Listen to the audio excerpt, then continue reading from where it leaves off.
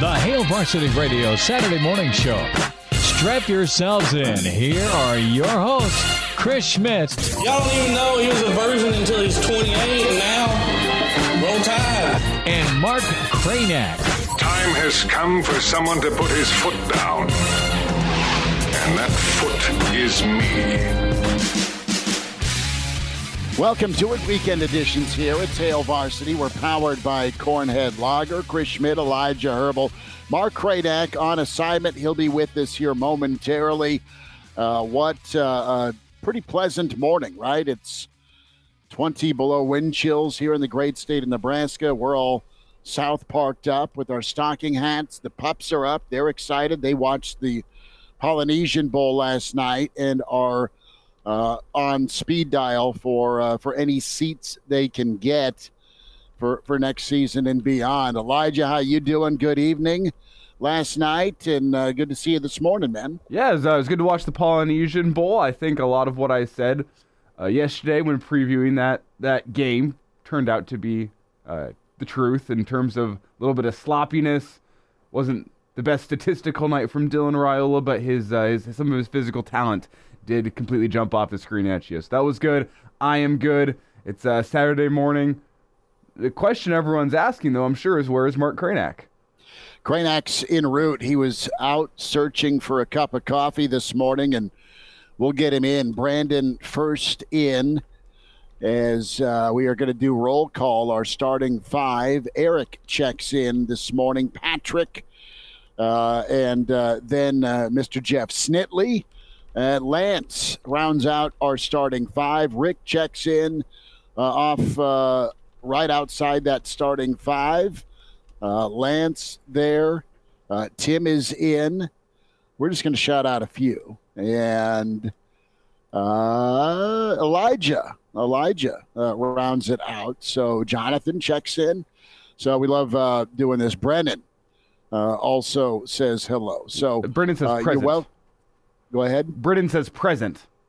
Present, he does. So Black Hills Brennan says present. But welcome to party along with us this morning here on the Hail Varsity Weekend Edition. And to do so, tell a friend, like and subscribe. I need to promote that more. But subscribe to the Hail Varsity YouTube channel and find the podcast, Spotify, iTunes, Google Play is where you go to hear the audio, the video. The Hail Varsity YouTube channel can watch this live as well. Hail Varsity Radio, Twitter at HVarsity Radio, KFOR Sports on Twitter, KFOR Facebook on Twitter. So we have a lot to get to today. Going to be a big weekend. You have junior weekend happening with Nebraska. You have a talented incoming edge rusher that is supposed to visit this weekend. Kanoa Wilhite, Washington commit that went portaling after DeBoer went to Alabama. So that's on our mind. We'll hit the Polynesian Bowl, not just Dylan Raiola, but Carter Nelson looked fantastic. Tamua played well on the offensive line. Glenn Thomas news this week as we kind of recap the week that was. Nebraska's got their quarterback coach and co-offensive coordinator. I don't know if you'll ever get over a loss like Rutgers. It sticks in your craw as a Nebraska basketball fan, but a chance to turn the page for Nebraska basketball today, get back to their winning ways. Notch win 14 already. Easier said than done. Nebraska's favored by 4.5 as they have Northwestern on the docket. It is Danny Nee Day.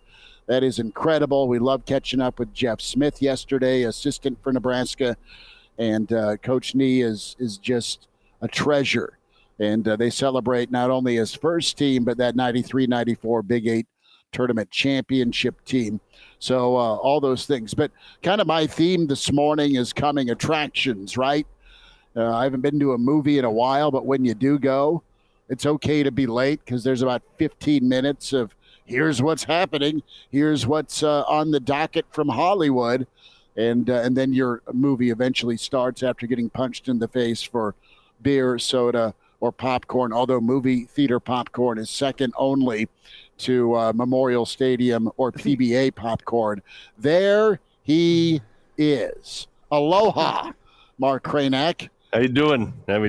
Good to see you. We'll Is dive your into name the now a Polyn- sponsorship? For those that are listening, not going to see this, but Mark has jumped in with the name Mark, sponsored by Your Biz Here. So Mark has put his own name up on the stream up for sponsorship for any prospective buyers out there. I love that. The next thing we know, there's going Let's to be talk. a NASCAR type suit Kraynak shows up in, and it's just going to be patches all over his sport coat or sweatshirt. And you're thinking your wheels are turning, Kraynak. No, you have to get that sweatshirt with the cougar on the front of it. Sponsored by me. Are you talking about Mrs. Nee? Wow. No. On the front? Oh, okay, different coup. So I We was can't just start wondering. there yet. Sorry. Good morning. Yeah, good to see you. So so folks that can't see it, like Elijah mentioned, my name on the stream is Mark, sponsored by Your Biz Here. So let's just talk about how this show can help your business succeed in the modern era. We have a lot of packages get into available. Let's get into that after we talk Polynesian Bowl, because that's why folks are tuned in. Got it. Well, Schmidt, I like how What's your email, Mark? What is your email? Folks can reach out to you. Hey, listen though, first, if we had a good sponsorship, we would be in Hawaii right now. Like we'd be at the Polynesian Bowl. That's what I'm saying. We'd be hungover in jail. Potential. Come on, It's like 3 a.m. in Hawaii right now, I'm pretty sure. So we'd have a hell of a time on the Saturday morning show. we would be making our way to do a pod after we close down the bars. Exactly. Where we'd give people the real facts, the real truth. Luau's are for real, and It's they're the no incredible. BS. It's the no BS show. You know, Yeah, not that we're BS usually. We're not. The After Dark show, but Yeah. Polynesian Bowl. All right, Dylan Raiola, Carter Nelson, Tamua, go. No, listen, you had Dylan make some really nice throws, and I said coming attractions, right? All those movies that are set to be released before the main feature.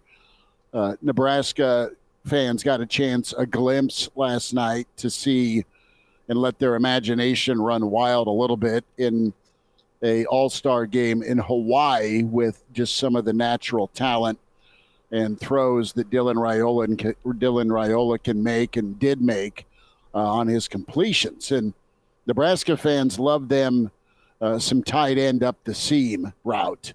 And you saw a nice early completion to Carter Nelson. Carter Nelson led all receivers, 3 catches, 65 yards.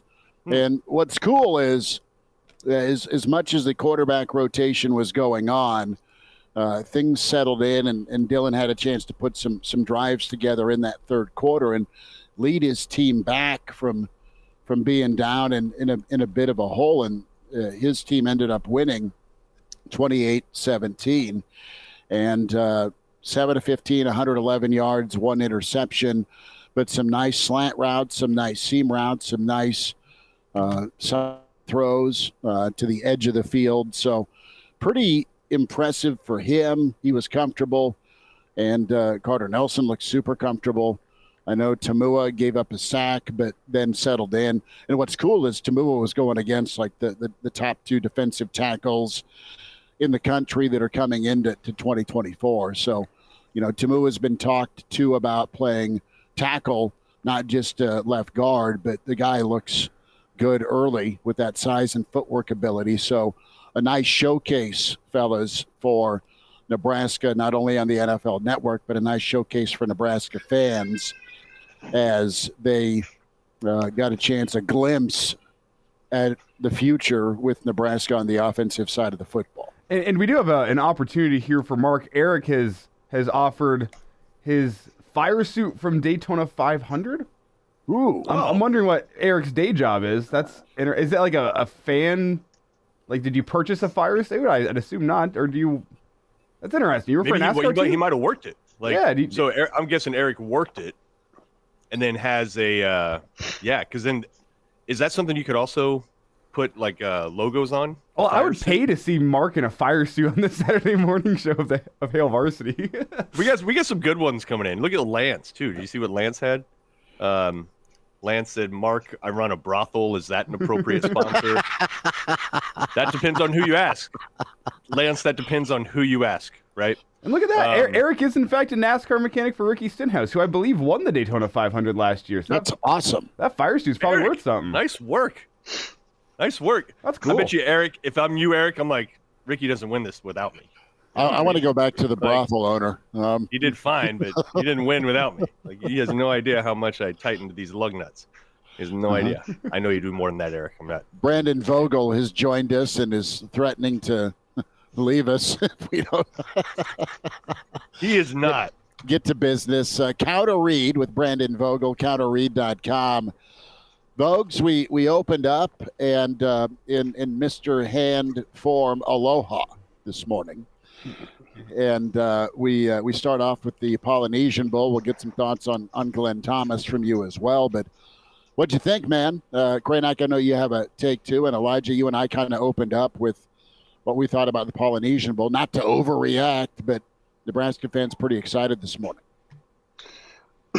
Yeah, I was only able to make it through the first half of that game. So, and honestly, it kind of felt like, oh, this is an all-star game. This one might be over. But during that time, I think I saw what I kind of expected to see coming in, which I wasn't going in trying to read too much into anything, of course. But just watching Raiola throw the football, it looks different than most high school guys that you see. It looks like what you, I think, expect a 5-star to look like. I mean, it's just kind of effortless in those first couple of drives he had. I think, and they weren't throwing the ball all over the yard, minus the completion to Nelson. But like all of those passes were on the money. You had the interception late in the first half, which seemed like maybe just a miscommunication, but it's just he looked calm and cool, and granted, it's a pretty laid back atmosphere. Not just because it's in Hawaii, but also because it's an all-star game in Hawaii. So I think that was kind of it. Nothing big. Just that's how I expected it to look with a guy of that caliber throwing the football. And he had told on Mike Zimmer had told on 3 earlier in the week that Dylan knew all the plays. Every single play, what every single position was supposed to do, and was the commander of that side of the ball too for an all-star game. Like, let's keep that in mind too, right? Like, I think that it's a little bit of an insight on his personality, which doesn't sound too far away from his dad, Dom's. Besides Raiola and his ability to throw the football, his ability to stand in there, his willingness to stand in there and throw it. How about Carter Nelson? And you think about Carter and. Look, 8-man football player, has never played 11-man. Think about the competition level, that stark of a jump that he just experienced is probably the equivalent of almost like college to NFL, right? I mean, he's going from 8-man Nebraska to the best players in high school football, 11-man. How do you think he acquitted himself? Completely looked like he belonged. And in fact, and it's different for any other position than quarterback, because you are asked, or maybe you're not asked in a all-star setting, but Dylan did it anyway, to kind of take command and be the ringleader. Anywhere else, you kind of just get to go play. And Carter Nelson more than looked like he belonged.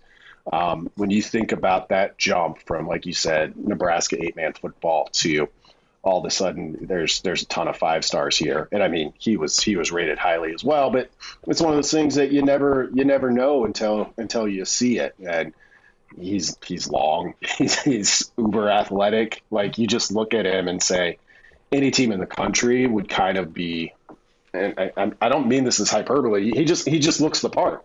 Like, you look at that guy and you're like, we could do a lot of things with a player like that, at that size, with that athleticism. Boy, that was funny. Anybody that's not watching the stream, for some reason, everybody in the quad box here was all 1, 2, 3, drink. 1, 2, 3, drink. Yeah. There was like a moment of silence while everybody just hydrated. Well, a moment of silence on that commentary, man, on Carter Nelson. I loved it. Pour some on the curb for Brandon's commentary. Yes. But no, that means it's dead. It was actually good. No, Yeah. it was good. But It's Brandon Vogel with us here on a Saturday morning edition. I'll jump in here. It was my turn, so I do apologize for being thirsty. Brandon, whenever you evaluate that game last night, what's your take with Dylan being the presumptive starter coming into this spring and coming into the fall? Did you see a quarterback that looked ready for that moment? Do you think that was a game where you are even able to gauge that with, as you said, it kind of being a high school all-star game, almost a Pro Bowl of sorts? What did you see in terms of the side of Dylan Raiola is going to be your starter next year? Did you see anything that would lead you to believe anything one way or the other in terms of what he can do next season, or is last night not a good representation of what he can be as a Division I quarterback?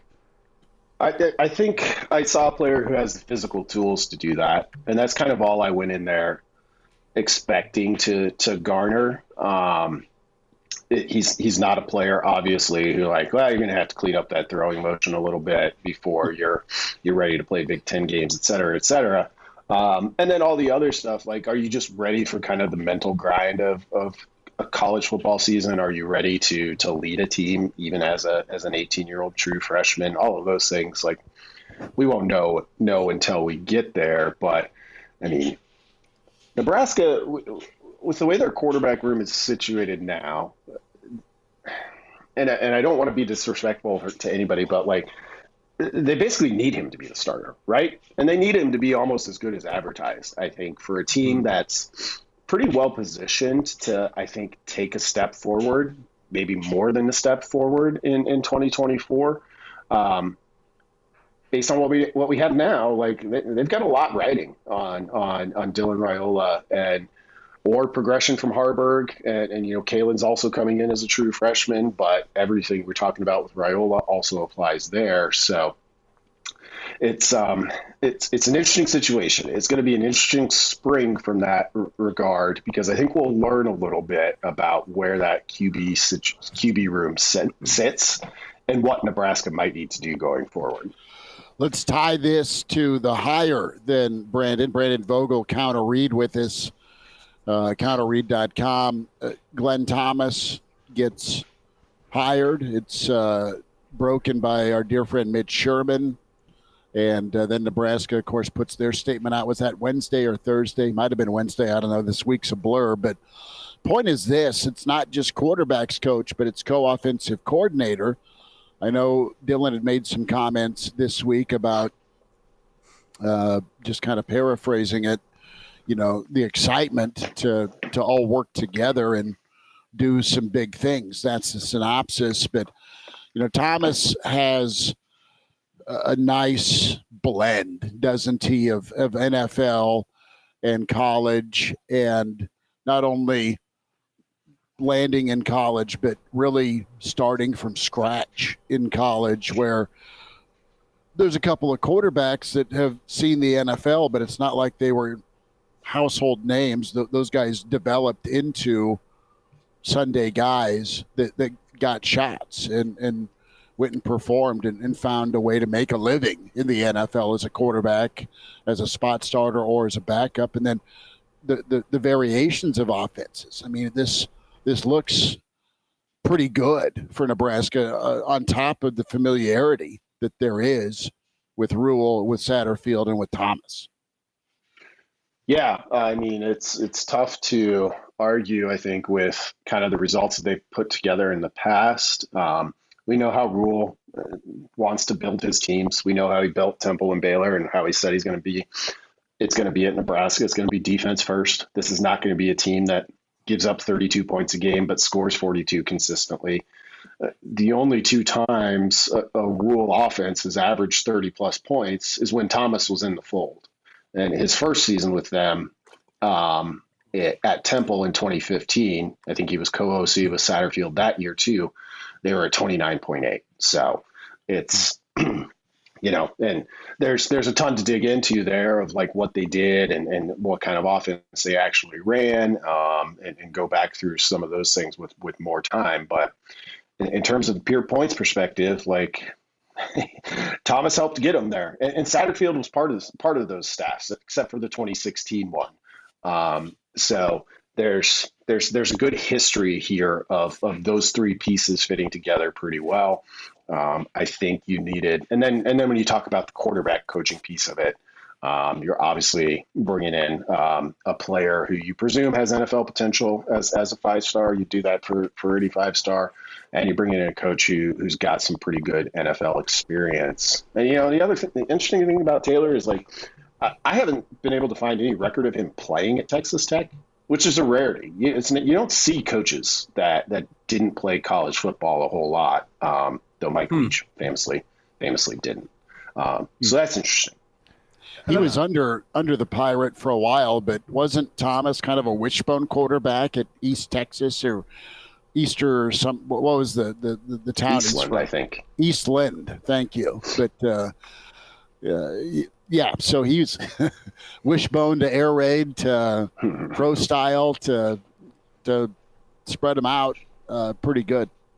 Yeah, that's pretty. And he went straight from D2 to the NFL too, which doesn't happen that often, does it?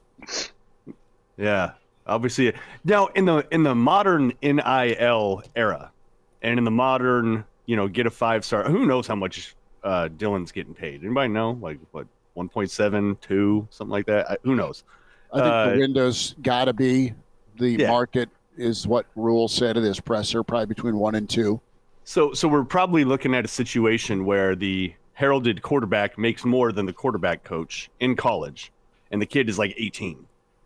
Does Raiola get like veto rights on which coaches get hired in any way? Like, do we know that? Or is it just like Rules like, I'm hiring this guy and that's just what's up? Or is he like consulting with Dom and Dylan and being like, hey, thinking about this guy, what do you think? Like LeBron James? I'm serious though. Like, really think about that. I mean, I think there's got to be some trust, right? All right, I'm going to go play for this guy. I trust that he's going to hire the right guy. I mean, who knows though? I mean, I'm just saying. It's a different world, right, Vogues? So who knows? It is. I imagine, given the history, like, I think this is the guy that Matt Rule was going to get, no matter what the quarterback room shook out as. But given that Raiola was already in the fold at that point, I think you probably get, for a player of that stature, from the family that he's from, you probably get a courtesy call of like, hey, here's where we're going. Courtesy call, metaphorically. I'm guessing these conversations happened while Dylan was in Lincoln before he officially flipped, saying, here's where I'm going and here's why.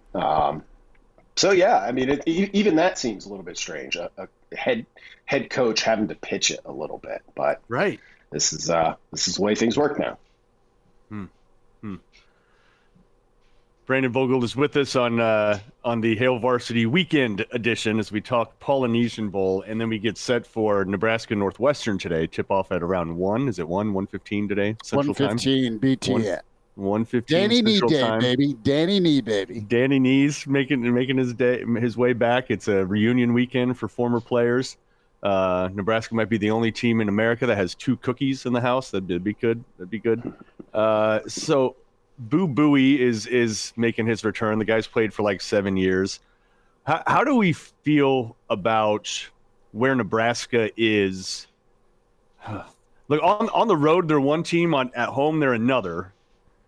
As you kind of scan the college basketball field, they feel like a true bubble team, but leaning towards out. If they don't turn it around, is that sort of how you see it? Yeah, on Thursday's show, I essentially said, I think, pretty close to the same thing to Chris and Elijah, in that if you got a team that, is great at home when you've got those things in your favor, crowd, just the home court, and you're not on the road, you're a bubble team. Like, that's kind of what you are, because the consistency just isn't there. Right now, I think with a win over the number one team in the country and where Nebraska's net rating is, Ken Pom, those sorts of things. Like, I think Ken Pom, they're 55th when I looked towards the end of this past week. That's bubble. That's bubble. So They need to do some things. This Northwestern team is ranked ahead of Nebraska in KenPom. Be a tough out. So they've got to go and win a game. And it's I think as a Nebraska basketball fan, observer, whatever, like your hand always kind of just hovers over the panic button. It never really leaves the vicinity. You don't want to lose 3 straight.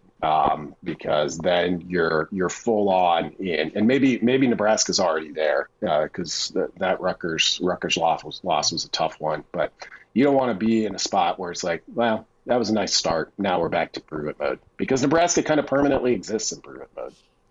That's a good take. And Brandon, as we look back at the 93-94 Huskers for this Danny Nee afternoon at Pinnacle Bank Arena, that was a team that needed to make a run in the Big 8 tournament to go make the NCAA tournament. We all know how that ended up is they had to go play on a Thursday, didn't have their legs, you end up falling.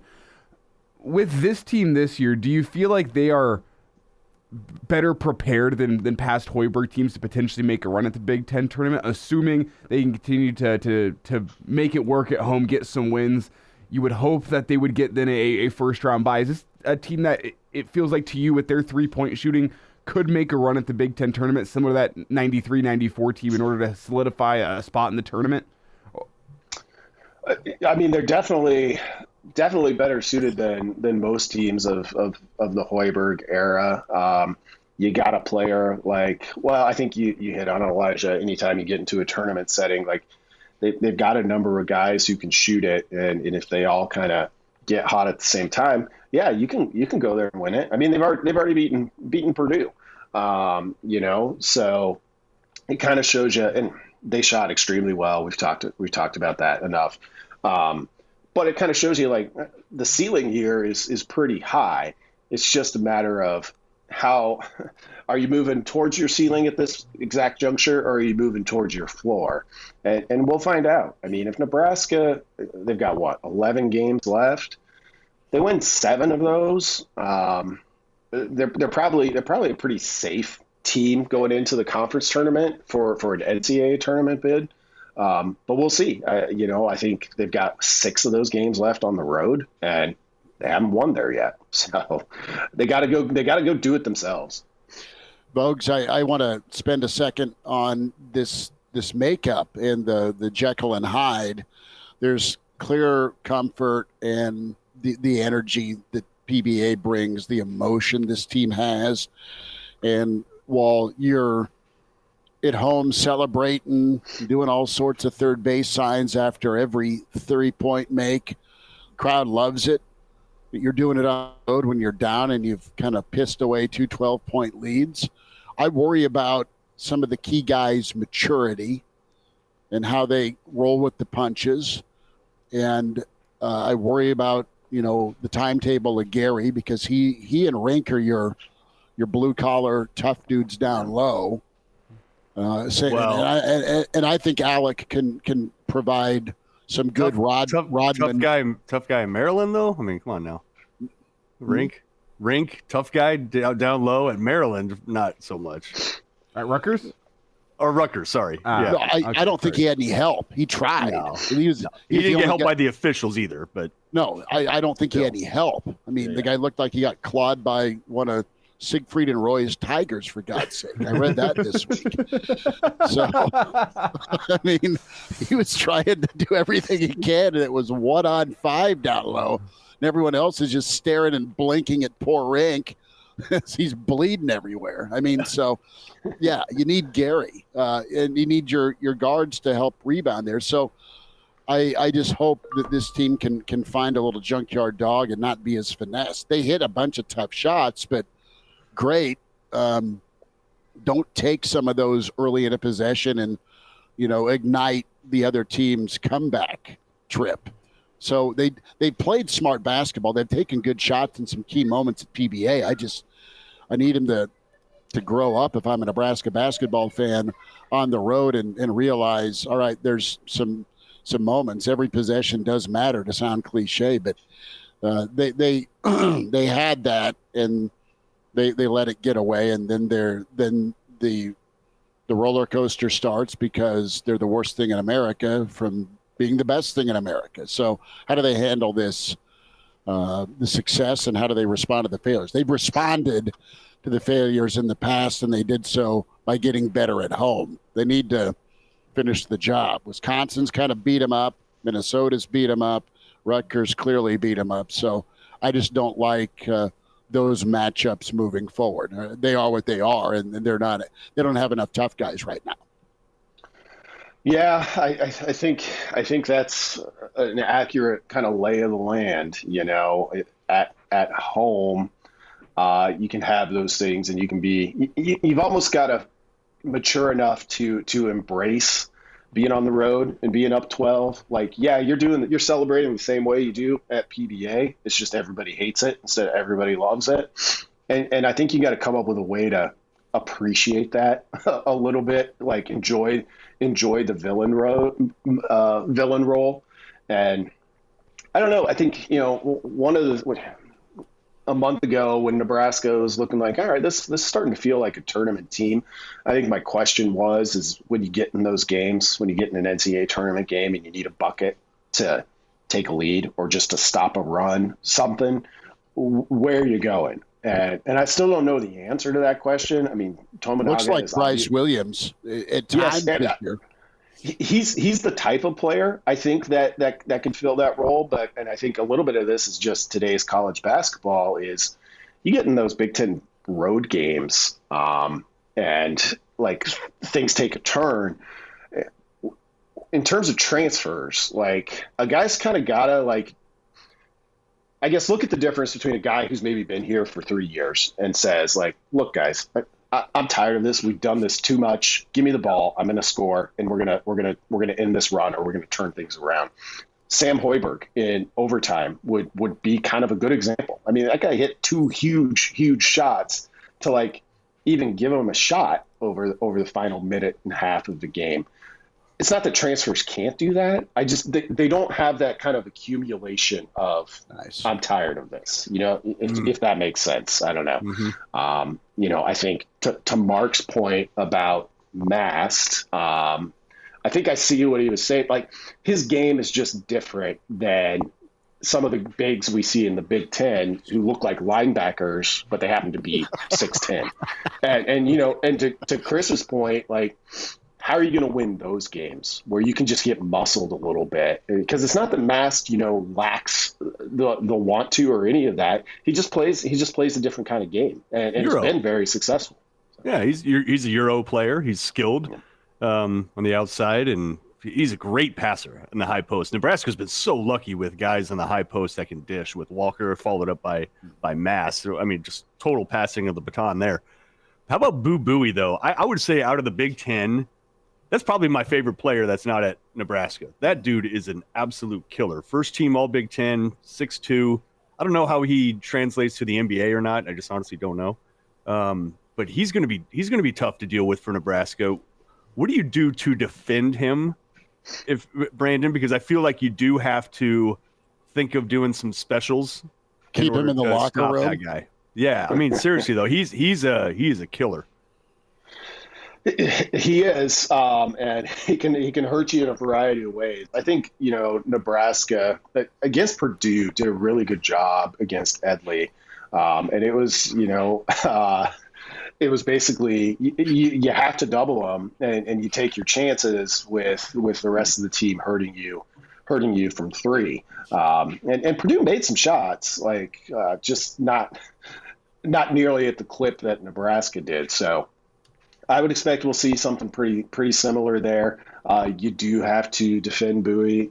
You throw some specials at him. You try to mix up where the double teams are coming from. But at the end of the day, it's kind of he's just a good player. He's gonna figure out a way to hurt you.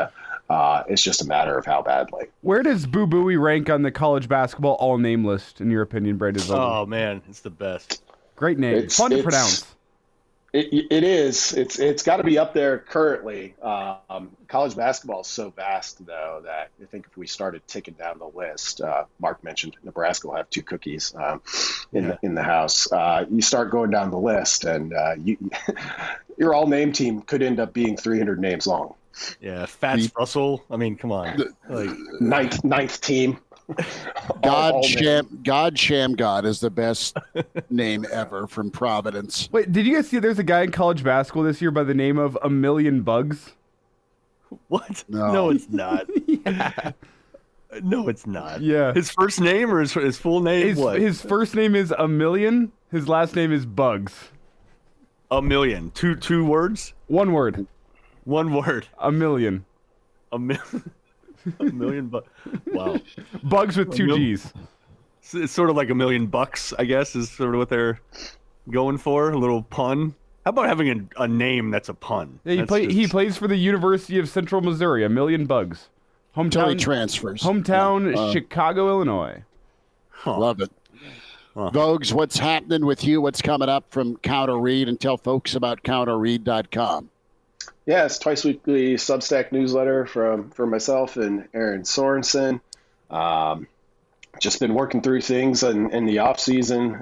Yesterday, kind of wrote a week recap, touching on Thomas a little bit, some final numbers from 2023 football, and a brief discourse on Nebraska basketball.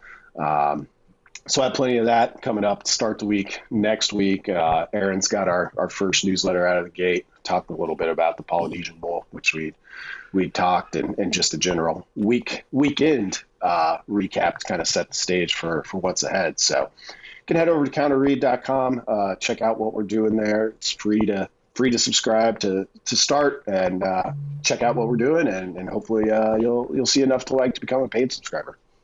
Hey, a quick little thing before we get you out, Brandon. Layla Blackwell is a middle blocker transfer from San Diego, the Toreros. Good Graduate transfer. Thank you. And so she comes to Nebraska. Do you know how she figures into the mix? Do you know much about her?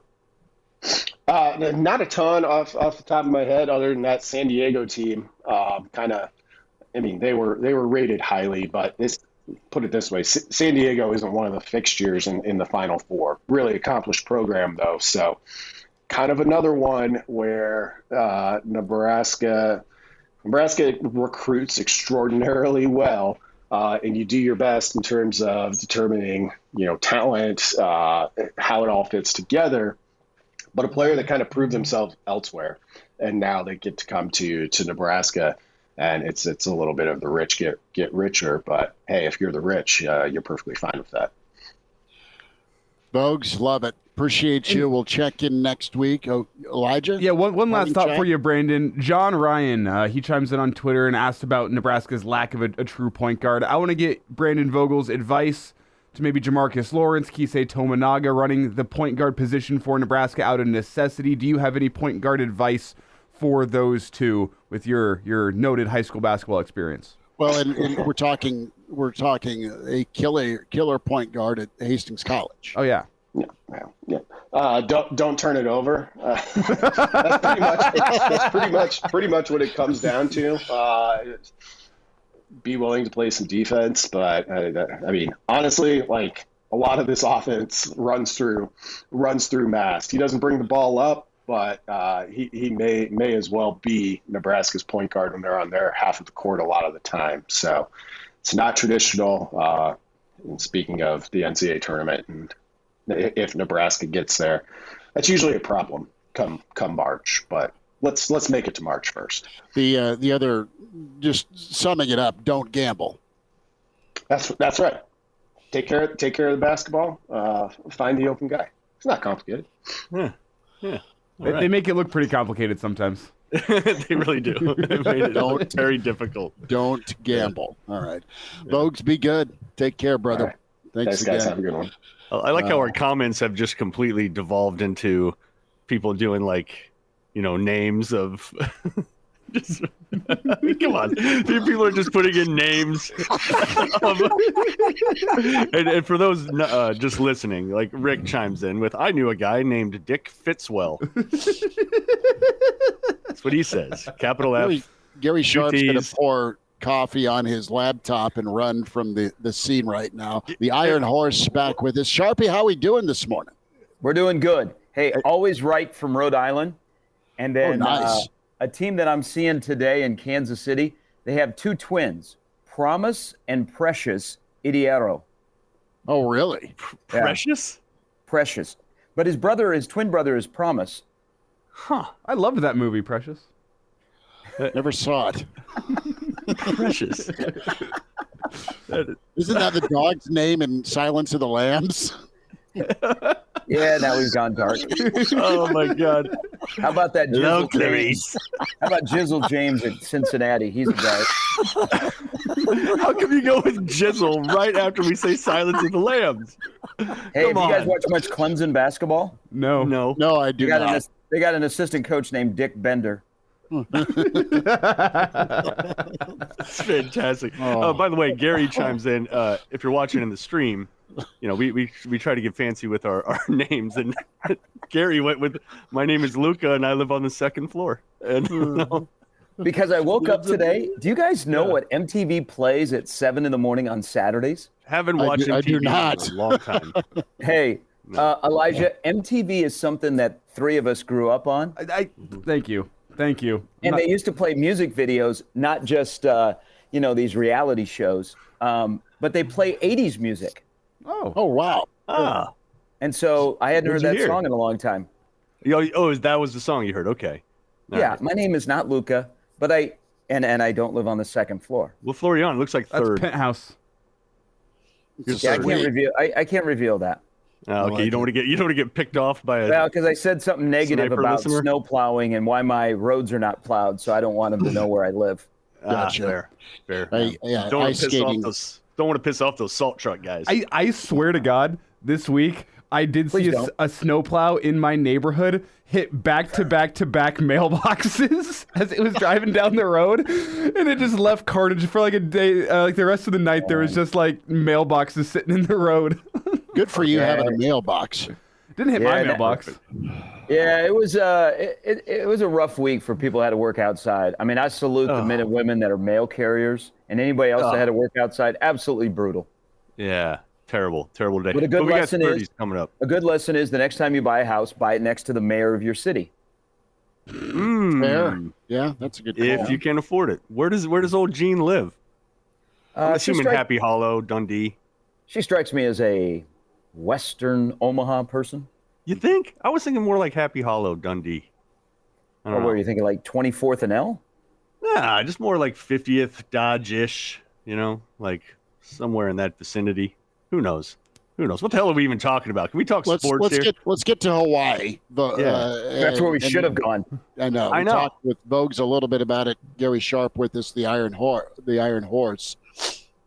And I need to get your take here. Grain of salt, clearly, but did you watch a little bit of the Polynesian Bowl last night?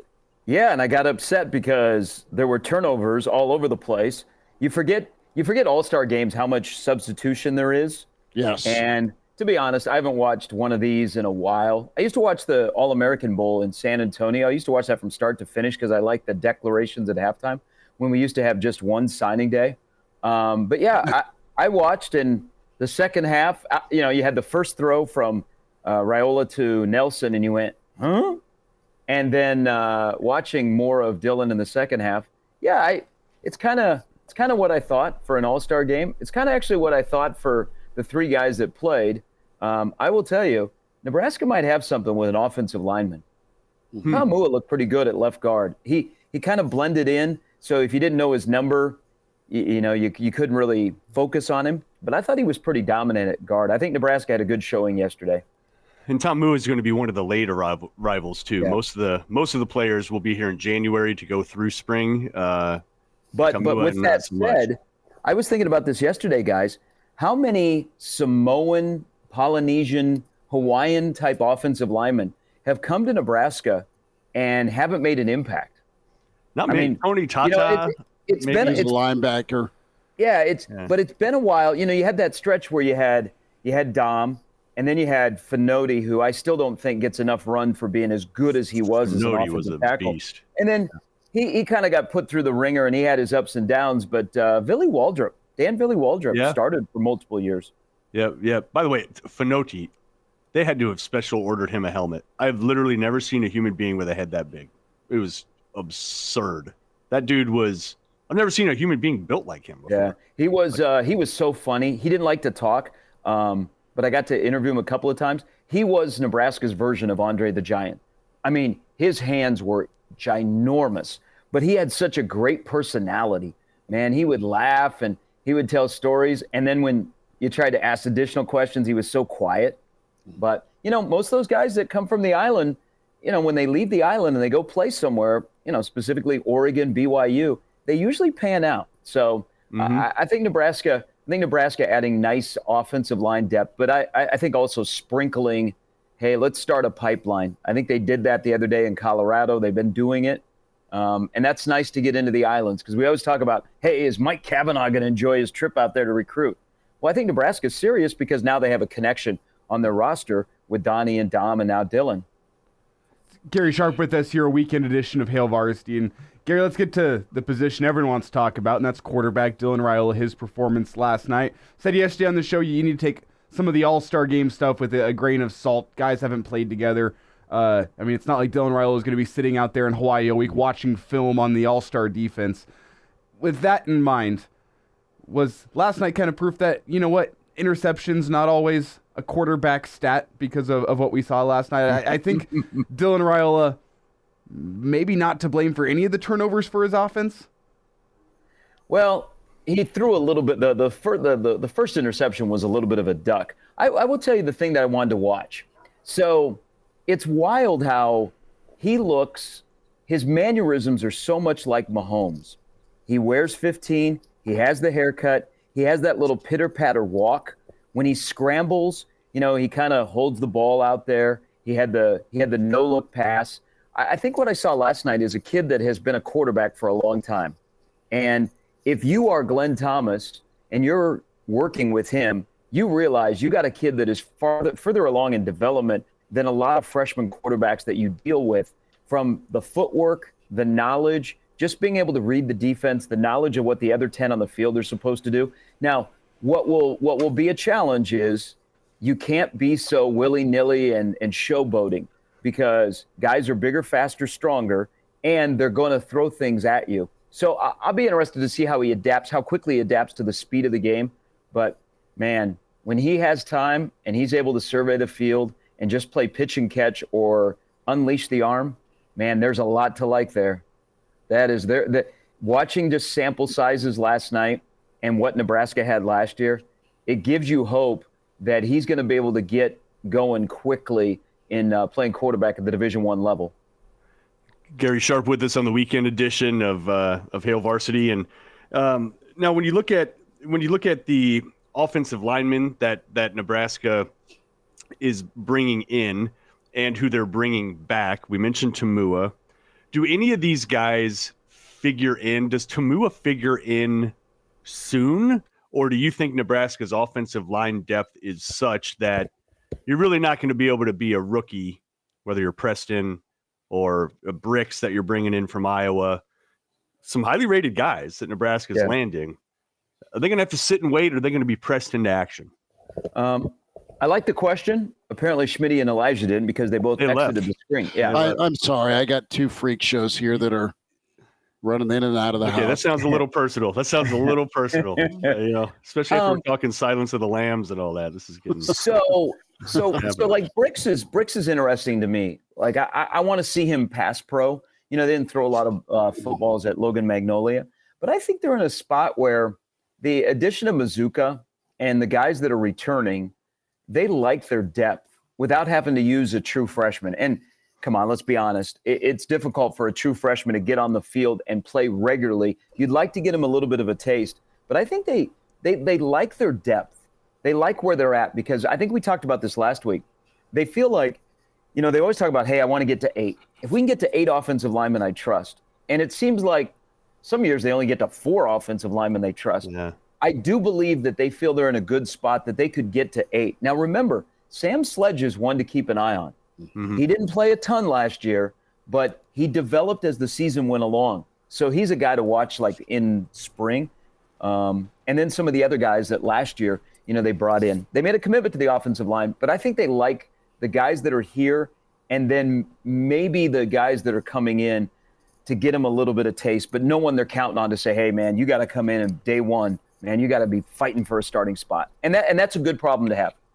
Now, hey, Gary, on the coaching staff, Rule essentially running it back, bringing in Glenn Thomas, tight end coach, is going to slide. I don't know if he's leaving the program or if he's going to slide back to more of an off-the-field role. He'll be an analyst. Analyst. Okay, so he's sliding into that. So not a lot of shakeup there. But behind the scenes, a lot of the operations guys, personnel guys, there's been quite a bit of a shakeup there.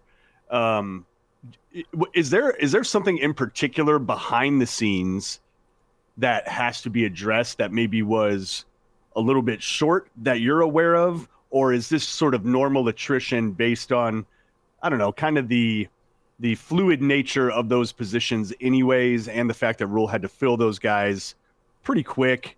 And maybe some of it is they're not happy, so they're leaving. Some of it maybe he's kicking them out. Or is there something behind the scenes that was really subpar that Rule's trying to address here? No, I don't think there should be an overreaction. Maybe a little bit of surprise because a couple of those guys have been with Rule for a long time. Here's what Rule has done this year.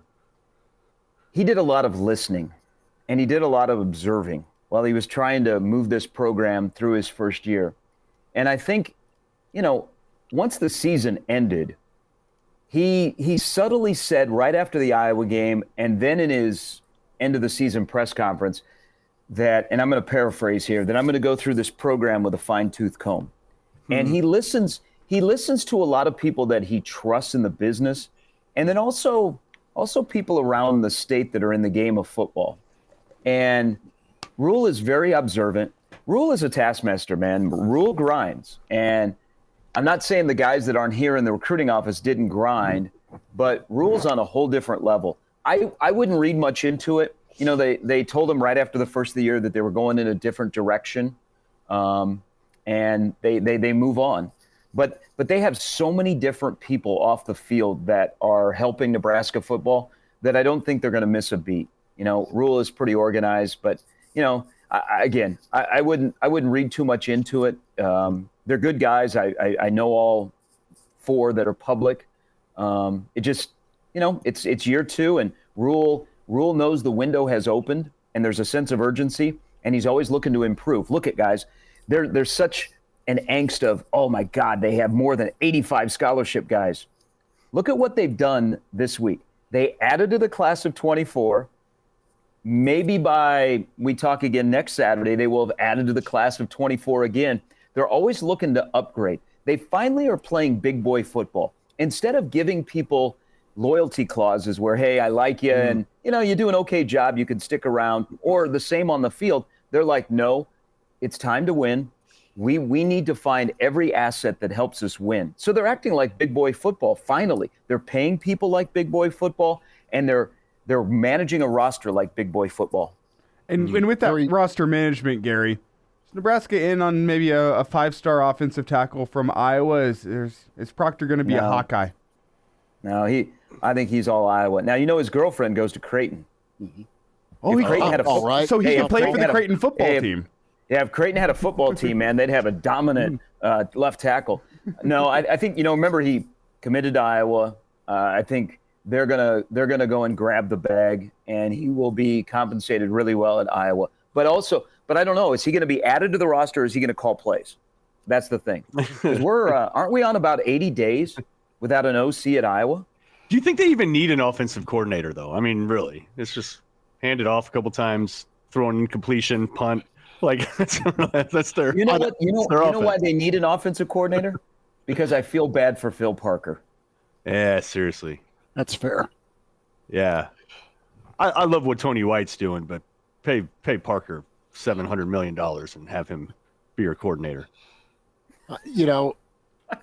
Buddy Iowa Russ checks in and in an email and is like, no, Iowa never burnt that bridge with Proctor. They understood they didn't probably like it, but they understood it was Bama, and the door was open. And Sharpie, I've heard rumors he is already enrolled at classes at Iowa. So yeah, I just thought I'd throw the question out there. Nebraska made an overture, or at least there was some outreach, but Iowa's, home for him. Yeah, his best friend. I mean, it's turned into a really good high school program just on the outskirts of Des Moines at Southeast Polk. His best friend was one of their starting defensive backs last year.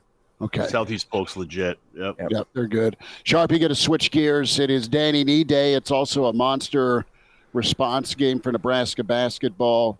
A lot of seed projections say Nebraska's still in. Some say they're out, but Nebraska's put themselves in position to, all right, you've got a win over the number one seed right now. They're probably one of the top 68 teams right now, but not all 68 get in, obviously. So Northwestern comes to town. So does Danny Nee. And I know you were covering Husker athletics with Nee. Kraynak and I had just a hell of a good time when we were starting our careers. Coach Nee gave us a ton of time on our college radio show. He came to the studio. he showed up with Budweiser Tall Boys. It was great. And then Kraynak asked him about his roster. You got to get your back straight, Mark. You got to get your back straight. Who's going to be off the roster next year? I was right. You're over. I was right. But Danny, the best. He was always a good dude to my dad, and that's just from a personal standpoint, getting us tickets to the Big 8 tournament. I mean, it was awesome. I love that 93-94 team. They were characters. They were talented. They threw a party, and Danny Nee showed up with a case of beer to party with his guys, and then told the cops, "I'll make sure the guys keep the noise down." I mean, it was cool, man, and you were a part of that. You got to see it up close. Yeah, Coach Nee has always been great to me, and I hosted his radio show for the last 4 years that he was the head basketball coach, and he took some arrows. He took some arrows late in his career, which sucks. Yeah. You also remember I was hosting the show the night he came in and said he was leaving Nebraska on the air. Yeah. Oh, Rutgers. Yes. So that 93-94 team. I mean, you had so many characters in the Big 8 back then. You had players and coaches that were characters, and Danny was the first.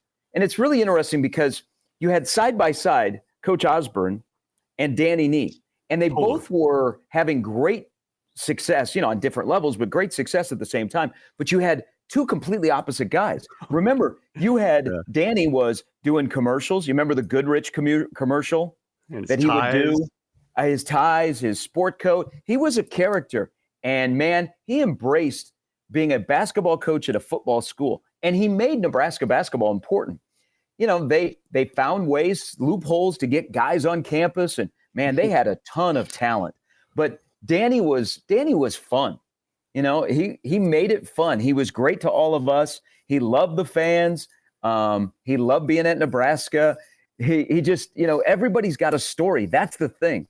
Like, you've got a story. If you were there the night that Harold Miner sent the Devaney Setter scoring record, and 43. Steve Johnson, the great Steve Johnson, known more for Nebraska volleyball PA, he announces it. And Danny, in the middle of the game, turns to Steve Johnson and he says, "Who the F cares?"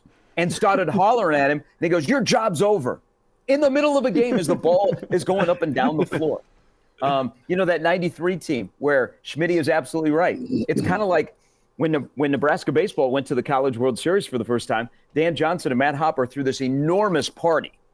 And Dave Van Horn drove by, and he's like, "I got to go in." So he went in, and it was just a debacle going on inside. But that's what in 93-94, those guys, they partied hard, but they played harder. And they were a lot of fun, and they were really, really good. And Danny let them be who they were. I remember when they were down in Kemper, back in Lincoln, it just took over the entire city. The city stopped when Nebraska was playing in the Big 8 championship. And then they were coming back. So they're driving up Interstate 29. They want to find out where they are in the NCAA tournament. They pulled off at that convenience store when you get off at Nebraska City on 29 and you start to make your way to Highway 2. They stopped. And once people in the town found out that Nebraska basketball, after winning the Big 8, was there, they got swarmed. People were coming to the convenience store to see Nebraska basketball players as they were trying to find out what seed they were in the tournament. Everybody's got a story. It was a place to be. Devaney was packed. There was the dog pound. that was fun. Game started at 12:45 on the Phillips 66 after the Phillips 66 pregame show with Doug Bell. They were at 12:45, 3:05. Man, you couldn't get enough of it. It's just unfortunate that at the tail end it went south. You had the walkout where those guys walk into Bill Byrne's office and he says, "Get the F out of here. Go back to basketball." As Teron Lue was the only guy that stayed. They win, an NIT championship, so the Devaney Center got another banner as part of the apple orchard. But the tail end for Danny was that day on a Monday night where he walked into KLIN, where I was hosting the show. He usually brought refreshments, beer, and I had to tell him. I said, "Hey, I'm drinking right with you. They don't care if you drink in the studio, but Danny, you can't open up a bottle of beer right next to the microphone." I said, and what'd he do? The next one, and people are like, "I love you, Coach." But he usually brought refreshments and pizza or something because he was coming straight from the office or practice and he wanted dinner. That night, guys, he walked in. There was no beer. There was no pizza. His wife was with him, and they had a dog. And I'm like, ooh. He came in, sat down. The dog walked around on the console of the radio, the studio. And Danny says, within about 10 minutes, I'm going to Rutgers. And I think Jimmy Williams should be the head coach. And I went, whoa, this is news to me. Phone calls start coming in because people are like, Coach Nee, I love you. Then there's a main call that comes in 11 minutes into the show. It's from Bill Byrne. And John Bishop was answering the phones at the time, and he took the message. He asked me to come outside of the studio, and he said, "Hey, Bill wants Danny to call him when he gets off the air." And as Bill said, "I need my basketball coach to call me when he's done." The next day, Rutgers announces a brand new head coach. It's not Danny Nee. And after that, you ask Pike Kowski or some of the other guys that were, in the mix, they said it was over after that. And you saw attendance waned and they weren't very good. And unfortunately, in 2000, after they lose in the Big 12 tournament at Kemper Arena, Nick Joes is the color analyst on the radio broadcast, and he's trying to talk about all the positives. And Danny looks at him and he goes, Nick, don't even try. It's over. We're done. But I remember there were so many other great times, man. He made it fun. It was cool to be a Nebraska basketball fan. It was the height of Nebraska athletics, men and women, because you had a volleyball championship in there. But man, he was fun. He was such a great character, and he was a really, really nice guy. I mean, I don't care. You know this if you sat at the round table at Barry's. 16 minutes after the game was over, he was drinking with you and telling stories. Yeah. Man, he was one of a kind, and I'm glad he's back today. And he's still the same Coach Nee as he always was. He was. You mentioned that round table at Barry's where you beat Billy Tubbs in his horrendous comb over. It's a Sunday. Oh yeah. And it's a year before they win the Big 8 tournament, and so you're at that. Folks are at that round table, and all of a sudden he starts handing out tickets for the Big 8 tournament in Kemper, Thursday. And he's just holding court, brother, in the basement of Barry's.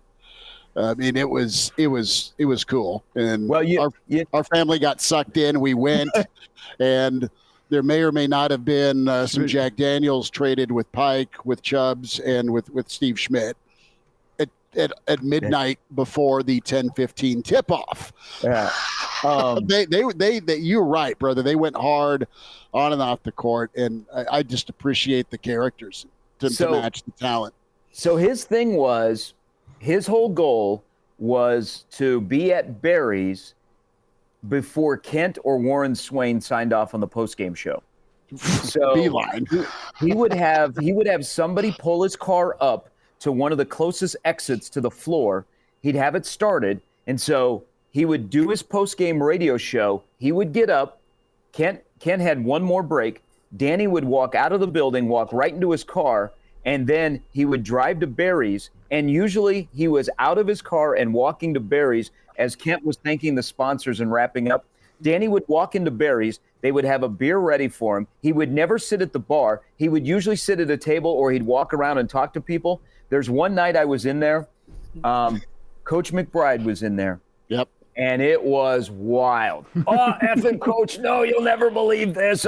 It was just like story time. I mean, there's also he had an interesting staff. Schmidt, you have a great relationship with Coach Smith. Coach Bargan was great. Yes.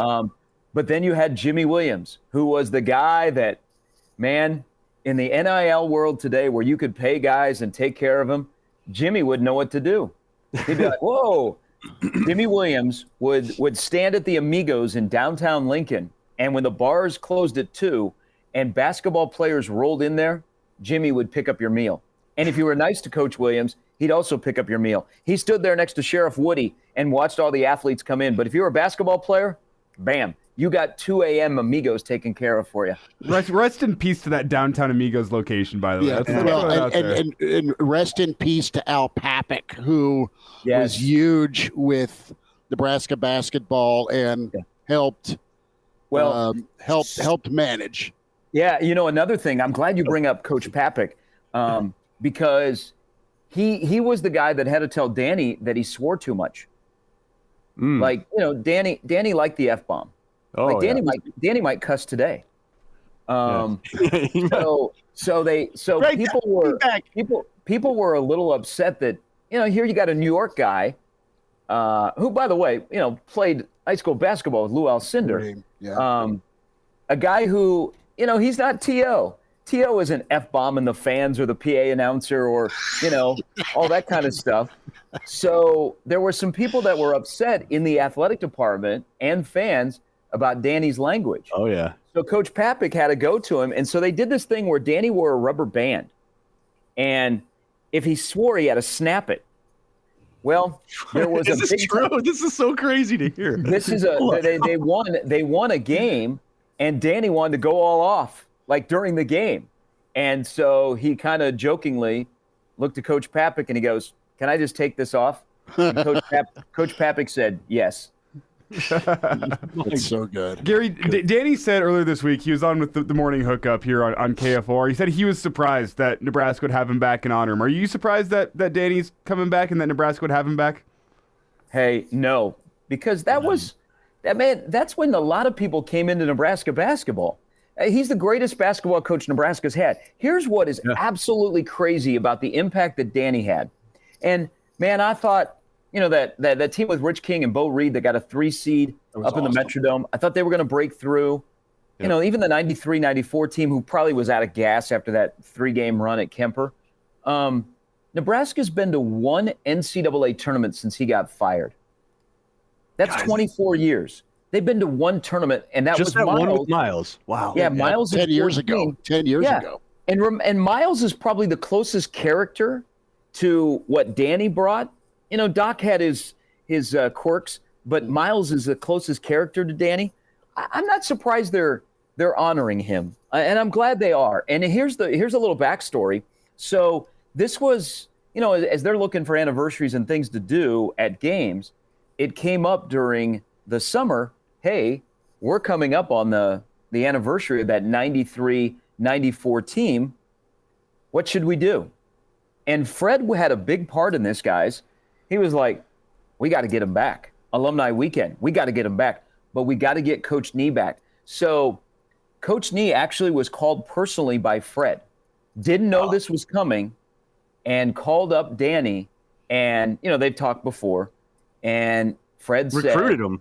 Danny, said that Danny, I would like you to come back because we're going to honor your 93-94 team. It would mean a lot to me as the current basketball coach at Nebraska to have the GOAT come back on that day. And Nee didn't even hesitate. Fred was telling me this story. He didn't even hesitate. He's like, no problem. What do you need? You need me to get some other guys, and they're like, no, we're going to work on that. We just want to make sure you're here. And so they are, his son won't be here. We got to know Patrick a lot. But Coach Nee is here, and man, they have over 200 alumni. That's pretty cool. I wish they would wear, they've worn throwbacks in the past. I tweeted out a picture of a old schedule poster. I wish they would go back to the warm-ups they wore. with the tearaway pants. They had some great warm-ups during Nee's era.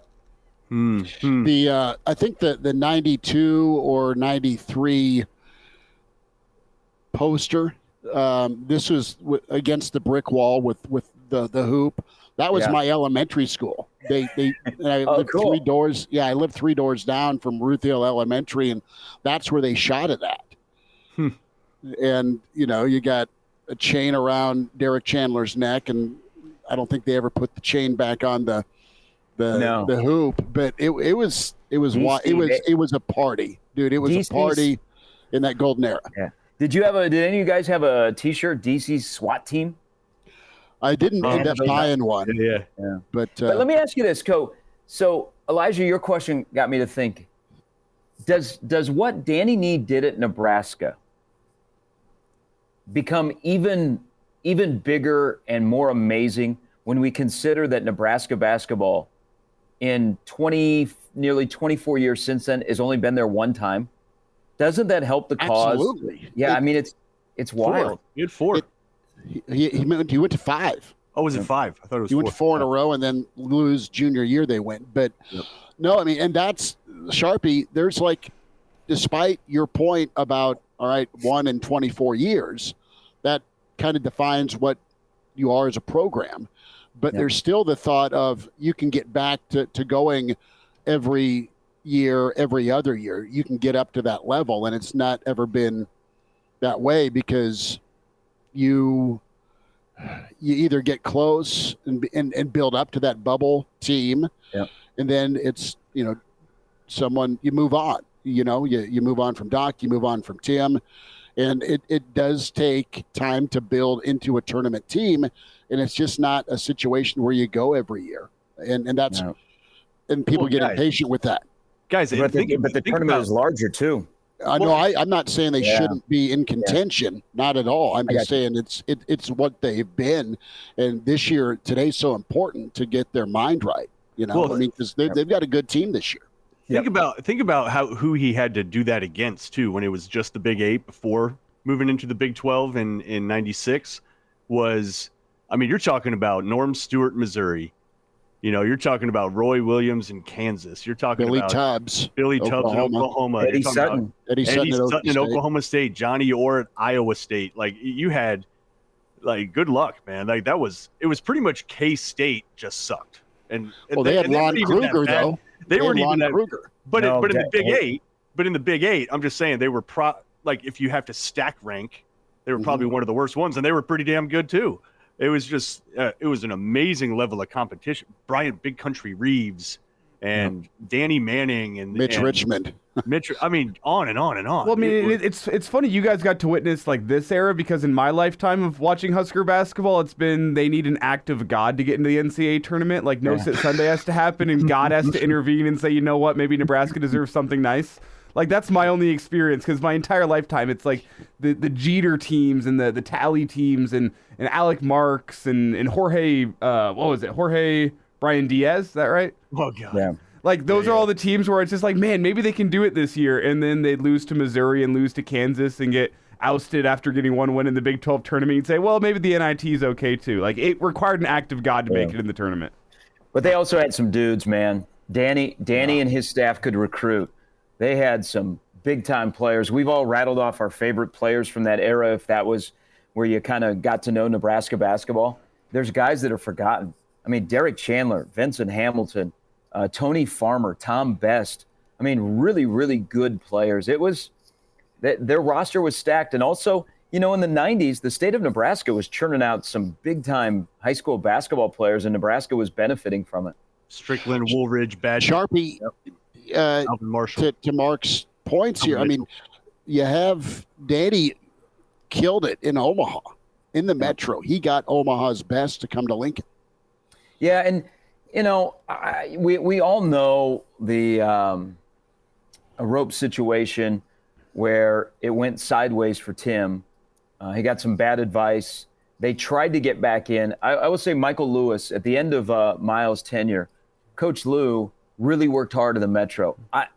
I believe that if Miles had stayed and they had shown some progress and Coach Lewis was still on his staff, he was going to snag Chucky Hepburn. Yeah. He had really developed a really good relationship, and they thought they had a good chance with Salas. But, they had a really uphill battle in Omaha. And I'll give credit to Fred. They have really worked hard in the last 2+ years of being in Omaha. Nate Lesnar and Fred. Fred, during the Metro Holiday Tournament here in Omaha, he basically sat at Creighton Prep and watched 6 hours of basketball. I mean, we're over the holidays. He's watching basketball. Amari Bynum is somebody from Omaha Bryan that they have a lot of interest in. They got a Lincoln kid this year. But it's one of those things. Until they start winning. Because the team that is in this town that is winning, kids want to go to, and that's Creighton. So if Nebraska wins, then they can open some eyes. But they are working at it. They just need to get that one, and they go to Lincoln, and they do really, really well, and then that starts it. Because that's kind of what Creighton has done. Creighton gets the one Omaha guy way back in the day. He does well, and it starts, oh, man, that's where I want to go to school. Fred's thing, just like Danny, you have to make Nebraska basketball relevant and important. Well, every single game, everybody wants to watch. It sounds borderline unbelievable now to someone of my age that a true 7-footer in Rich King would go from Omaha to Nebraska. Like, it just seems so weird that you think of like the national recruitment of Salas, and he'd go anywhere he wanted in the country. That you go back to the 90s and Rich King, a 7-footer from Omaha, is going to Nebraska. Like that just seems so unbelievable to someone of my age. Well, that 7-footer now, Elijah, was Justin Patton. Yep. Yep. Who made in the NBA for a bit, a couple years with Creighton. How about you also had some pretty good luck with like Chubbuck, Bruce Chubbuck Jr. Where was he from again? It was a smaller town. Atkinson. Yeah, yep. Atkinson, West Holt. Smaller school, and he was 6'7" and vertical leap of probably 38 to 40 inches. He was awesome. So you don't get a whole lot of that either. You don't get a whole lot of that where you're getting small town Nebraska kids that can compete at that level. Well, and then all of a sudden you got a kid from Rapid City, South Dakota.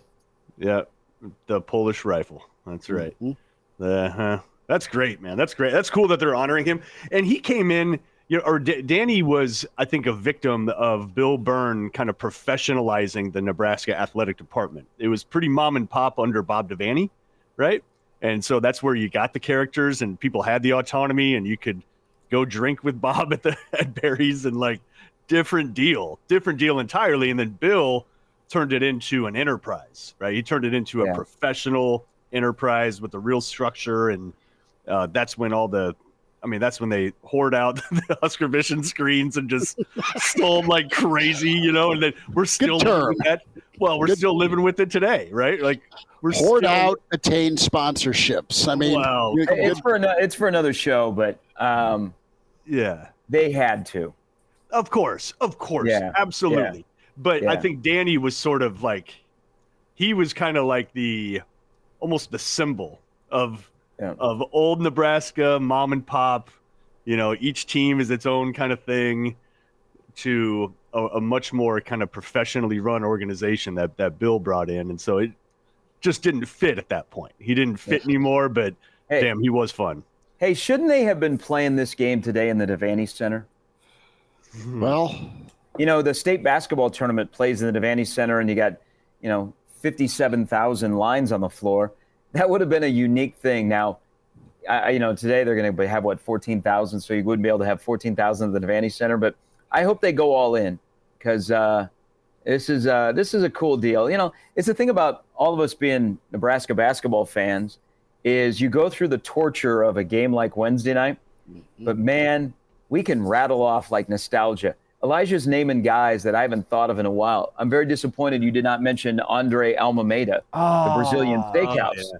But it's just, it's like one thing with Grande. Yeah. I mean, Nebraska basketball, the return on investment that we all give to it is so lacking, but we can't say no. But man, our nostalgia for Husker hoops is unbelievable. I can't tell you, I went down the YouTube hole yesterday watching, Chubbuck racing down the floor to block a shot, Jamar Johnson, a win against Michigan State where Steve Smith and Mike Poplawski got denied. I mean, all of that kind of stuff. It's just it's the unique thing about a Nebraska basketball fan. And people from the outside go, why? You guys have never won an NCAA game. You've been to the tournament one time in 24 years, and we go, you won't understand. It's Nebraska basketball. We can't quit. And we haven't even brought up Kamani Friend yet. 2 Fs. 2 Fs. Kamani was good. Dolman was on the call of that Kansas game, which is him and Bill Landis on Prime Sports. In terms of pure talent, give me Kamani Friend out of Nebraska's all-time roster. Top him. You got anybody? Pure talent. Hamilton. Pure. I'm talking pure talent. Pure athleticism and talent.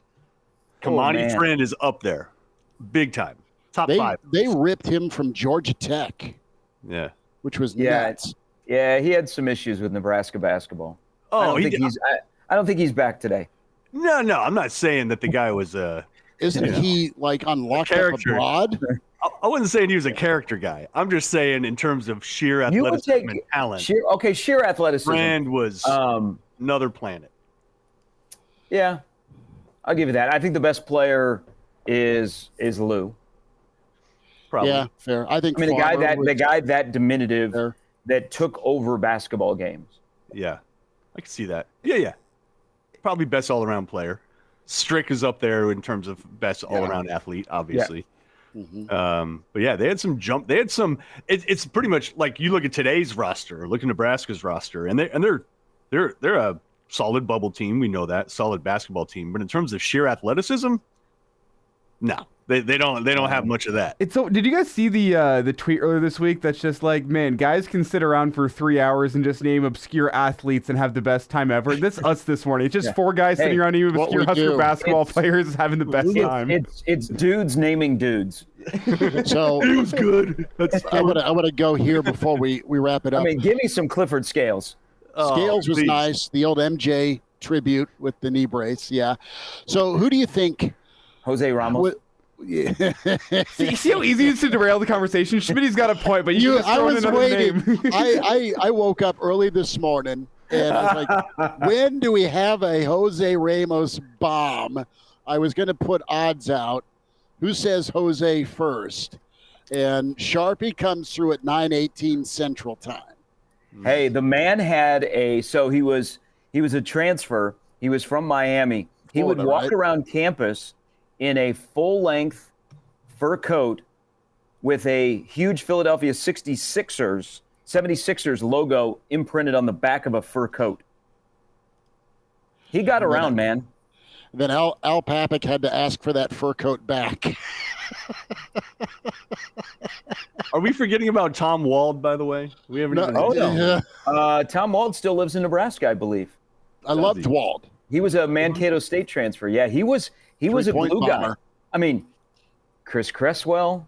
Yeah. Wald was a 47% 3-point shooter in his last year. He'd be the guy that would either hit from Beatrice or Scotts Bluff on the floor. Yep. Mm-hmm. Where the map was. Yeah. That's awesome. The original case. The Devaney Center was one of a kind. You had the planks that were up in the C-section. You had that old scoreboard towards the tail end of the Devaney Center. You had that god-awful floor that had the lane from the 3-point lane in was colored, and they had the basketball at the free throw line. But they also, for the longest time, the Devaney Center, and I think Colorado is the last major college basketball program that still have the baskets that come down from the ceiling. Really? That's right. It would come down from the top. Sharpie, as we wind down here. Mikey Moore. Mikey was nice. That's 12 years. Hey, he had a nice NBA career. And he had lots of snakes. He's a reptile. Jason Glock. What's up? Jason Glock was a great player at Wahoo. He was an integral part of those teams, but he doesn't get brought up much. But again, that was the stretch in the 90s, man. There were some dudes that were hooping it up on Nebraska high school. You talked about Shubik. His school, Schmidt, was it a C school? C1. Yeah. And he comes to Nebraska, and he was a baller. He was great. Well, Sharpie, this was good, brother. I'm headed down today to cover the game and hopefully get a chance to bump into Coach Nee. I smile when I think of Danny and what he did at Nebraska, but just the personality.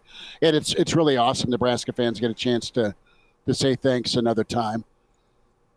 Yeah, isn't it interesting, guys? because we did this with Solich last spring and with Danny, and there's a love affair for Doc. Yeah. This is Nebraska's a unique place where some coaches that weren't necessarily great, but gave us memories are beloved here. Now, the ones that probably will never be, welcome back, we know. But it's just you don't see this in a lot of places where some former coaches that got fired are still embraced. Like Tim Miles is still embraced. Well, I think that's a Nebraska thing. Bo Pelini, if he ever got honored in Nebraska, and I don't think he ever comes back, but Husker fans would love to see Bo back at Memorial Stadium. No, and that's where I'm going. They need to honor Bo and say thanks to Bo. And I know there's fans who couldn't stand him or don't like him, but he did a hell of a good job. And he won't come back, but they absolutely need to bring him back. Nice to be back with you, fair weather fans. Just kidding. He wouldn't say that. He might. That. Yeah, you know what? That is one guy. So, gosh, if I'm going back here, Rule talked to Scott. He talked, of course, to Frank and then to T.O. Did he ever say if he talked to Bo? I think he said he reached out. I don't know if they had ever crossed paths. But yeah, that would be interesting. It's just, Danny will get a huge support. I hope they give Danny the mic today. I do too. Oh God, I want that. How are they got to extend halftime then? Like it's the dude's going to be going into the second. I will tell you. So Danny will be as emotional as Danny Nee can be today. I think this means a ton to him. That's good. Sharpie, thanks for popping in, brother. Always love our chats on Saturday mornings, man. This is good, and have a good call tonight, all right? Hey, thank you. And, maybe next week we can talk about the start of weightlifting and maybe a mat drill or two. Yeah, we'll get winter conditioning underway as the team's back, and appreciate the Iron Heart. Sharp, you take care, brother. Thanks again. Guys. Gary, there he thanks, is. sir. Gary Sharp, that's Mark Kraynak. Can put your sponsor by his name, Elijah Herbel. Like and subscribe to the show on YouTube, Hail Varsity YouTube channel, Hail Varsity Radio, Twitter at HVarsity Radio, KFOR Sports on Twitter, and KFOR on Facebook. Before we get out, there's been some interest in a Sunday hangover show being sponsored. I don't know why. The sponsorship opportunity is right here. Our dear friend Vers does a Husker hangover show with Hurrdat on Sundays. So that's kind of already taken. That's why I just proposed maybe we just do a Saturday hammered show instead. And Brandon asked, do you want to get hammered every Saturday? I mean, I don't want to, but I will for the people. You will for the people. We can chew on it. Yeah. But Vers kills it, does awesome on Sundays. We love Vers. So we will check in with you on Monday. Enjoy the weekend. And thanks for tuning in to Hail Varsity Weekend. Godspeed.